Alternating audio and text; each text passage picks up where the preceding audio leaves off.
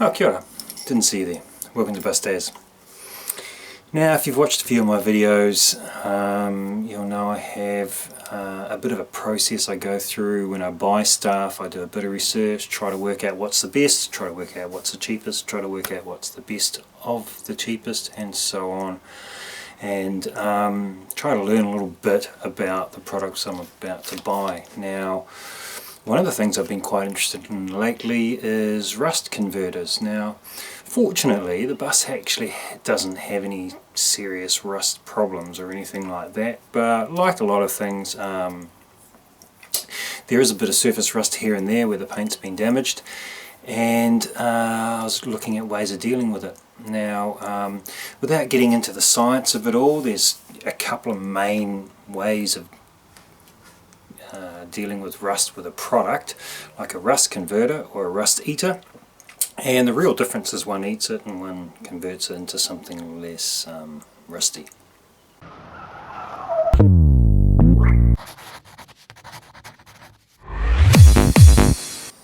So there's kind of a type that you put on and it eats the rust and then you wash it off, and that's more of a rust eater.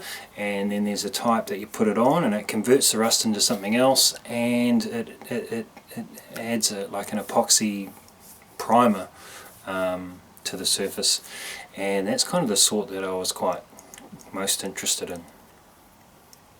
There's a handful of products that feature in pretty much everybody's top 5 or 10 list, and none of those products seem to exist down here at the bottom of the world. So I kind of gave up on that approach and went to a commercial car paint supplier that supplies panel beaters and the likes, and said, what do I use? And they said RC 900, without a doubt. And crikey, that's something I never heard of. So I bought a can. That's it there. Dinitrol RC 900. Never heard of it, not seen anything about it, and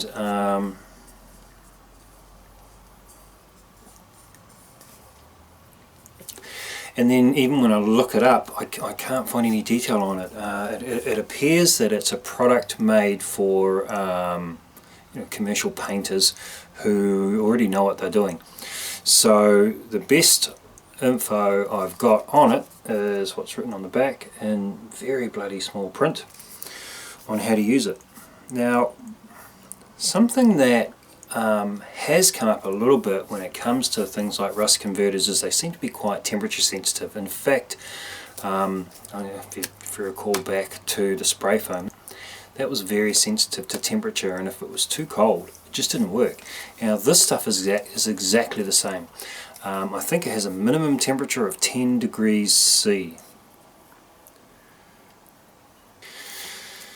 So in short, it needs rust to convert. So spraying it onto steel that's not rusty won't really work.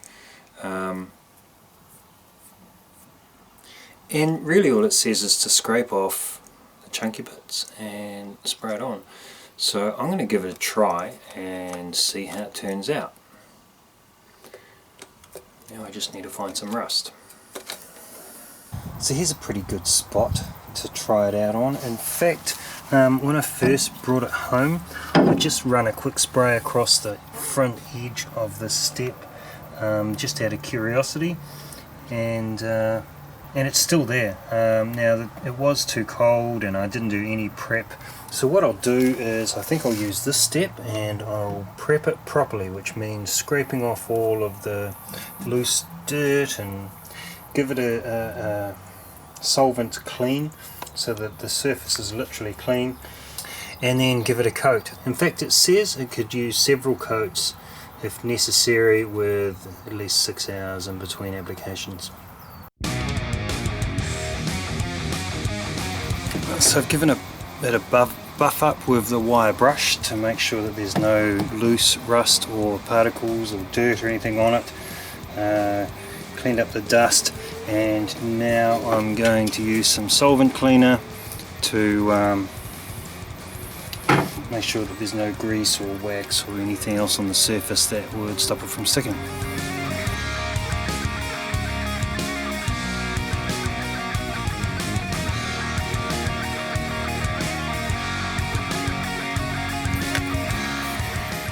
Now this sort of product is pretty sensitive to temperature, so I've got a surface temp of, I don't know if you can read that, just over 20 degrees, nearly 21 degrees, and the product itself is sitting closer to 23. It's been in the warm garage.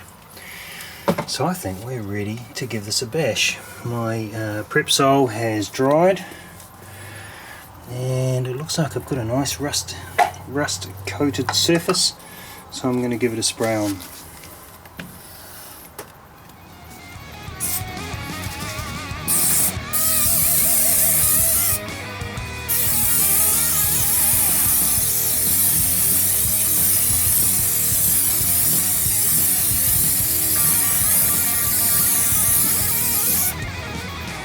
Now most of these types of product theoretically turn the rust into something black, but this one here, I didn't really notice it when I was buying it because I just grabbed one. This one says it's amber. Now that kind of suggests it's going to turn the rust into something rust coloured.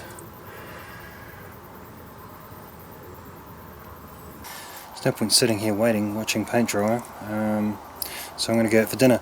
That is the process for putting it on.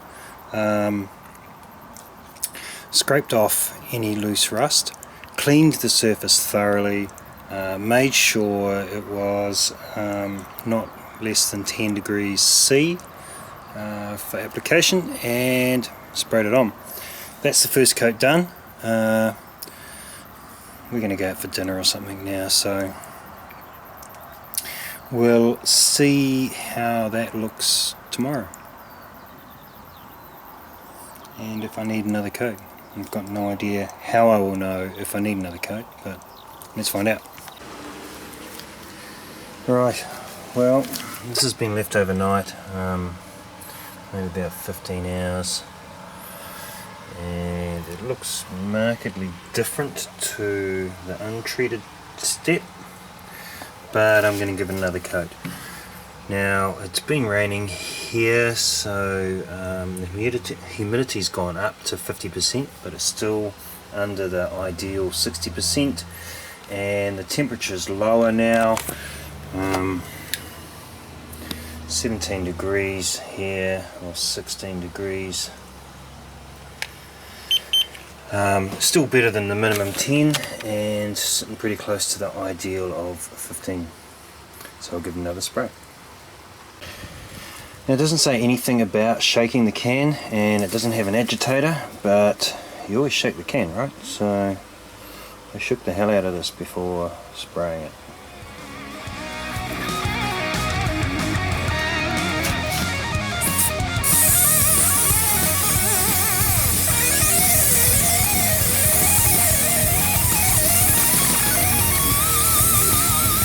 So I'm going to let that dry again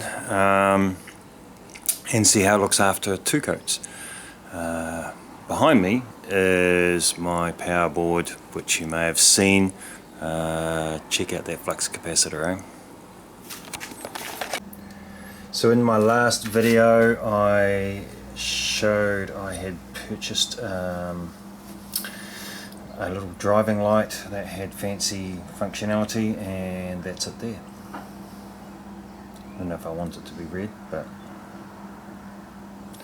anyway, what I've finished with this while I'm looking at it is I've done my little control wiring. So these are the remote cables. They come in, out, they go out the back, in behind the carpet, and come out over here. So I've got almost all of my control cabling in place, including the signal wires for the shunts, which I just need to crimp some terminals on and hook them up, and then this will be ready to drop into the back of the bus. But anyway, I'm getting off topic. RC900 rust converter. So I've put it on. Using the safety data sheet as the best information I've got, it ideally would like to be 15 degrees and 60% humidity. I was below that in humidity and above that in temperature yesterday, and I'm sitting closer to that today. I've put on 2 coats. I might put on a 3rd coat. I'm not going to wait for 10 years to see if it rusts again before finishing this video, so I'll probably review it separately a little bit later. As a product, it's easy as hell to use, of course, being just a spray can, and the only information I can find on it reckons that it penetrates rust 7 to 10 times, and everyone goes on and on about it, 7 to 10 times better than most other rust converters. Now, having said that, I had never seen this product in any of my research to find the ultimate rust converter anyway. But we'll see how it goes. So thank you for watching. Hope you enjoyed the video. If you did, the usual story, hit all the buttons, like and subscribe and all that, and hopefully that means we'll see you again soon. Take care. Mā te wā.